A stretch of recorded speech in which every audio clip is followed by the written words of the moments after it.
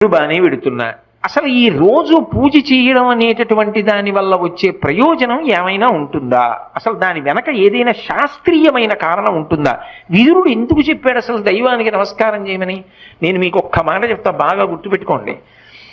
ఎవరు పూజ చేస్తున్నాడో వాడు లోకము చేత పూజింపబడతాడు. నేనన్న మాట బాగా పట్టుకున్నారా? ఎవరు పూజ చేస్తాడో వాడు లోకము చేత పూజ అందుకుంటాడు. అదేమిటండి మీరన్న మాట మాకు బాగా అర్థం కాలేదు, మీరు ఏదో అన్నారు బాగుండదని అన్నాను అంతే అంటారా? మీకు వివరణ చేసే ప్రయత్నం చేస్తా. పూజ అంటే ఏమిటి? పొద్దున్నే దేవుడి దగ్గరికి వెళ్ళో దీపం పెడుతున్నా, ఎందుకు? ఎవరు భగవంతుడు? చంద్ర సూర్యౌచ నేత్రే కర్ణావాసా శిరోద్యౌ ముఖమవిదహనో యస్య వాస్తేయమబ్ధి అంతస్తం యస్య విశ్వం సురనర ఖగో భోగి గంధర్వ దైత్యైః చిత్రం